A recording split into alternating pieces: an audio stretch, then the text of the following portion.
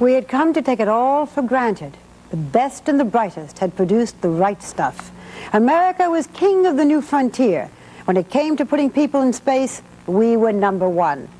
Sure, there were delays and there were cost overruns, but that was the price of gaining the knowledge, sending back the pictures, and most of all, ensuring the safety of our astronauts. And then, January 28th, 1986, became one of those days that no matter how long you live, you'll remember where you were and what you were doing when you heard the news. The shuttle Challenger had blown up 73 seconds into its flight. Everyone asked, how could it happen? Well, now, 4 months later, the Presidential Commission investigating the shuttle tragedy is about to issue its report. And tonight, Tom Gerald tells us what went wrong and why.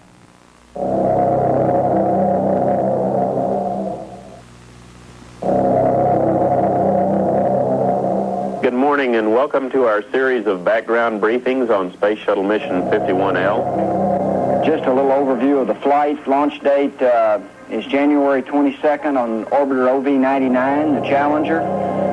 Liftoff time right now is scheduled for 1940 GMT.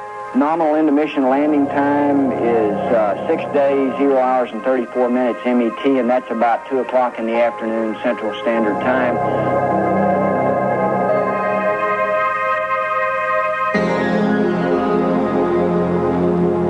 December 22nd, 1985. 1 month before it's scheduled to fly, the Space Shuttle Challenger is rolled out of the Vehicle Assembly Building to its Oceanside launch pad. This will be the 11th trip for Challenger itself, the 25th for the shuttle program. It's the first mission to carry an ordinary citizen, schoolteacher Krista McCullough. Space is for everybody, and when you think of the future, there's going to be people flying in space, and it's going to be those kids that are in our classrooms. So it's a wonderful, wonderful thought. First launched in 1981, the Space Shuttle is a highly sophisticated craft that must transition the Earth's atmosphere, perform tasks in outer space, return to Earth, and be reused.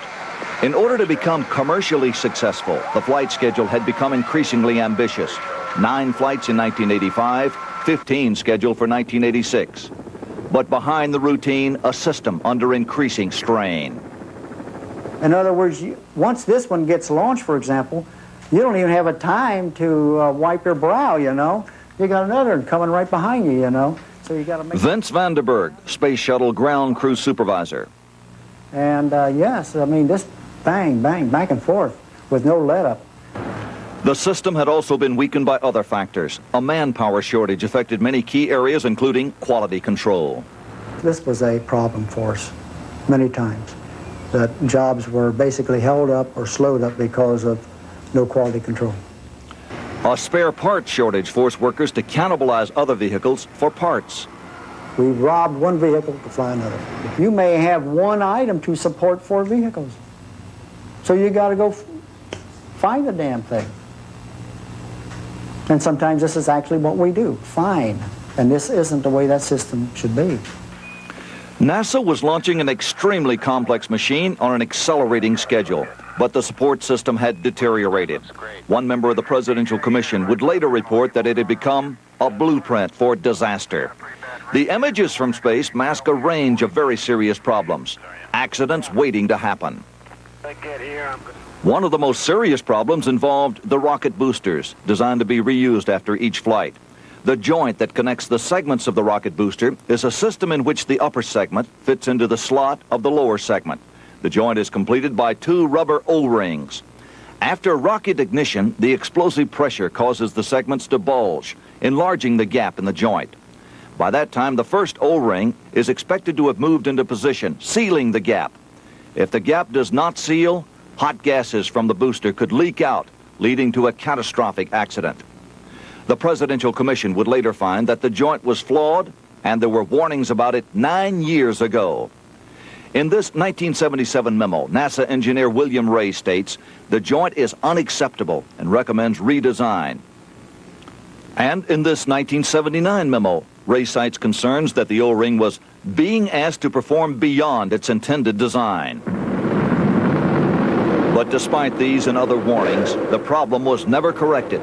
and by the end of July 1985, out of 19 flights, 9 had experienced some degree of erosion on the seals.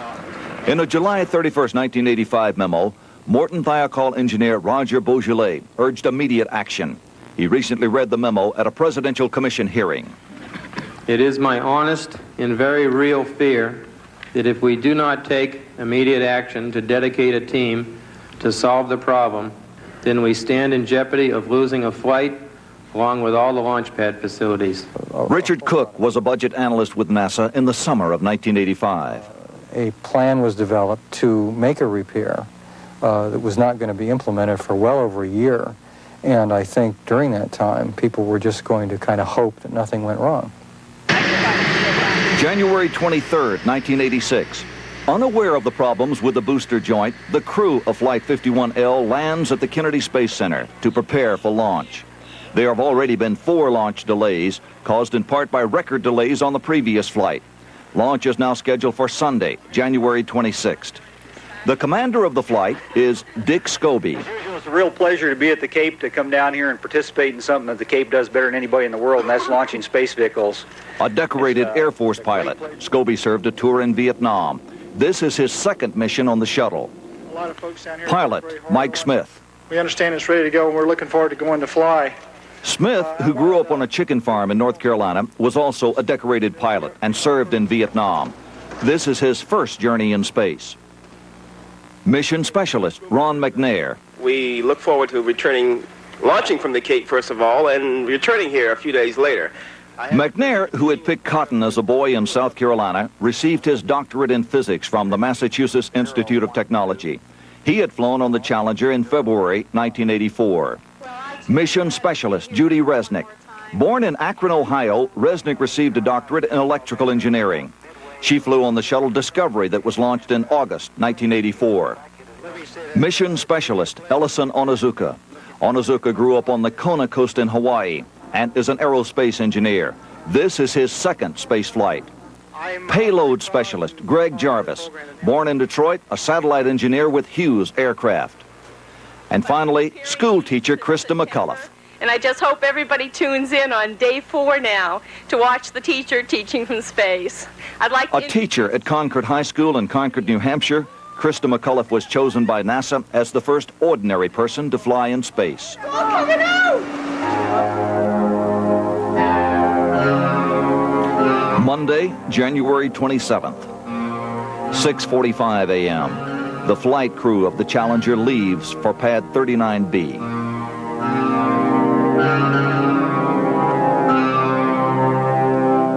The launch of Flight 51L is now scheduled for 9:37 a.m. It's been delayed 5 times, the latest slip caused by predicted bad weather at the Cape the day before. NASA officials are concerned that the delays will interfere with the other 13 shuttle flights scheduled for this year. The crew suits up in the White Room, the room that provides access to the orbiter. At 7:21, the crew enters the cabin. We got a problem on removing one of the screws. At 9:22, the ground crew encounters a problem removing the latch on the cabin door. After considerable difficulty, the latch is finally removed. Launch is now scheduled for 12:06 p.m. We're at T-minus 19 minutes, 58 seconds, and counting. But crosswinds have kicked up, and the launch is scrubbed and rescheduled for the next day, Tuesday, January 28th at 9:38 a.m. This is Shuttle Launch Control. The weather in the Florida area is going to continue to get much colder. As the disappointed crew exits the cabin, it's predicted that the temperatures will drop below freezing overnight, reaching 26 degrees by launch time in the morning. It will be colder than any previous launch. 2:30 p.m. Eastern Time. Morton Thiokol engineers meet at the company's plant in Brigham City, Utah, to discuss the effects of the cold on the rocket boosters. Engineer Roger Beaujolais was there. That meeting concluded with the tempo that there was a valid concern for temperature, low temperature. A telephone conference, or a telecon, is set up between the Kennedy Space Center in Florida, NASA's Marshall Space Flight Center in Huntsville, Alabama, where the rocket design is supervised, and Thiokol's Utah plant. The telecon begins at 9 p.m. So that night, we presented the information on the basis of what we knew. And what we knew, and I feel very strong about it, is that we had a problem with temperature. The engineers had reviewed test data indicating that cold temperatures caused the rubber O-rings in the joint to become harder, less likely to seal the gap in the joint. The conclusions were that we should not fly outside of our database, which was 53 degrees. But Lawrence Malloy and other NASA officials object to Thiokol's recommendation not to launch. That was an engineering conclusion, which I found this conclusion without basis, and I challenged its logic. NASA official George Hardy states that he is appalled at Thiokol's position, but also says that they would not fly without Thiokol's concurrence. At 10:15 p.m., Morton Thiokol, feeling pressure to change their no-launch recommendation, asked for time off the line for a caucus in Utah. The meeting is split between Thiokol management, led by Senior Vice President Gerald Mason, and Thiokol engineers, led by Roger Beaujolais. So we spoke out and tried to explain, once again, the effects on low temperature. But Beaujolais and the other engineers are overruled. Mr. Mason said, we have to make a management decision. He turned to Bob Blunt and asked him to take off his engineering hat and put on his management hat. Mason then conducts a poll of Thiokol management. We did conduct that poll, and then we did conclude that it was safe to launch. I did not agree with some of the statements that were being made to support the decision. I was never asked nor polled. At Cape Canaveral, Thiokol engineer Alan McDonald told NASA officials that he also remained opposed to the launch. In fact, I made the direct statement that if anything happened to this launch, told him I sure wouldn't want to be the person that had to stand in front of a board of inquiry. But despite the objections of the engineers, at 11:30 p.m., Morton Thiokol telefaxes NASA its final recommendation to launch. That night, as predicted, the temperatures at Cape Canaveral drop below freezing. That wind comes off of that ocean, and it is cold. And so you notice the cold more down there than you do probably elsewhere. And yes, it was cold. January 28th, 1986, 1:30 a.m., NASA sends an ice team to inspect the severe ice conditions on the pad. The team also records temperatures of 9 and 23 degrees on the solid rocket boosters, but does not report the findings to the launch director. Under procedure, it was not required.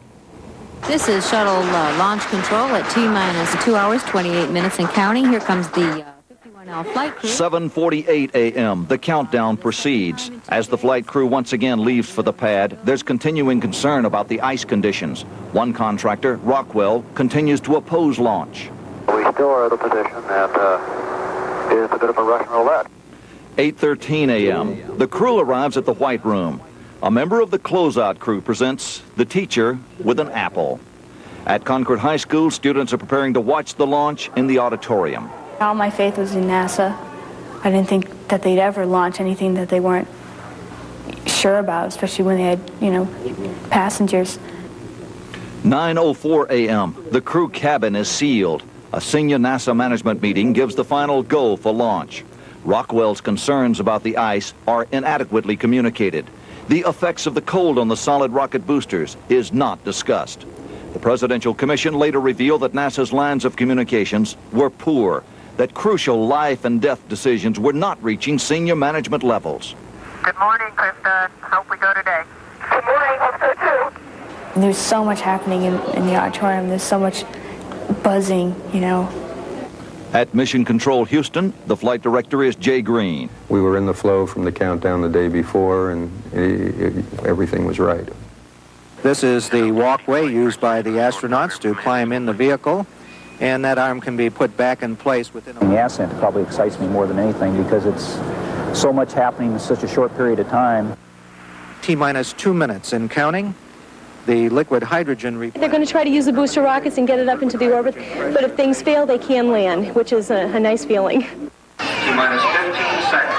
T-minus 10, 9, 8... 3, 2, 1, and liftoff. A split second after ignition, smoke emerges near the joint between the rear segments of the right booster. The joint has failed, and gases are burning through. The smoke continues for 2.5 seconds and then temporarily stops. But the smoke is not seen by the controllers, and the Challenger continues its ascent. During the first phases of flight, there's not much you can do. So you tend to scan the systems, and we did that, and everything was looking just as it should. Increased pressure on the accelerating vehicle and strong crosswinds violently jar the already weakened seal. At 58 seconds, the joint fails again, and a plume of flame appears on the right booster. The plume from the booster intensifies as it burns through and deflects onto the large external tank. Like a giant blowtorch, the plume ruptures the external tank. Challenger, go with throttle up. Challenger, go with throttle up. At 73 seconds, an intense flash fire rapidly erupts, causing the total and final breakup of the vehicle. At mission control, shock, as seen in this film obtained first by 2020. I remember seeing the smoke and some kind of separation. There was still a lot of noise and people were screaming and the poppers were still going off. And that's when a teacher yelled down from the balcony for everyone to be quiet. Something had happened. And it was like dead silence. At mission control, all contact is lost with the Challenger. Nobody knew exactly what happened. The solid rocket boosters break away and head downrange, uncontrolled, toward the Florida coast. At 110 seconds after liftoff, an Air Force officer destroys the boosters by remote control. Flight Controller Green has received a report that radar is tracking multiple pieces. That was the worst thing you can hear in that job. And it stops you. It stops you cold. Apparently exploded and in the water.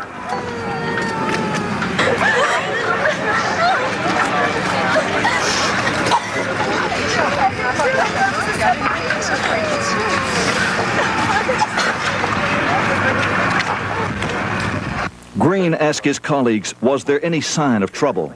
Nothing, sir. I looked at all the turbine temps are perfect, right on the prediction. Arm you. We look good, flight. DPS? All our data's normal, flight. Prop? Everything looked good, flight. Tomorrow, June 6th, the Presidential Commission will present its report to the White House. The report will recommend a major redesign of the flawed booster joint and other troubled parts, including the brakes, main engines, and fuel valves. It will recommend sweeping changes in NASA's management structure and the launch decision-making process. And it will recommend that the astronauts play a more active role throughout the shuttle program. As for those involved in Flight 51L, NASA official Lawrence Malloy has been reassigned. NASA official George Hardy has retired. Morton Thiokol Senior Vice President Gerald Mason has announced his retirement. Morton Thiokol engineers Alan McDonald and Roger Beaujolais have been chosen to lead the company's efforts to redesign the booster rocket. Jay Green continues as flight director. They were good friends, and the loss was personal. The loss was professional. Tom, a lot of us were complacent, I think. You know, by the 24th shuttle launch, it had become so routine. I think we all had forgotten that those compromises from design to denial of danger were going to blow up in tragedy on the 25th. How long do you think now? Is that year they plan realistic? They're talking about the next launch of something like July of 1987, roughly a year from now, but our sources say that's an extremely optimistic schedule. They have major redesign and testing problems with the rocket booster seals and the joints that were faulty in this one. So it's going to take a while, and probably the end of next year would be more realistic. More realistic. I don't think it's the end of the shuttle program. It's a setback like the Apollo 1 was. Not by any means, and to their credit, they have compiled a phenomenal safety record when you think of where they've traveled and the adventures we've seen in space. To be hit by such a catastrophe is sad. Thank you, Tom.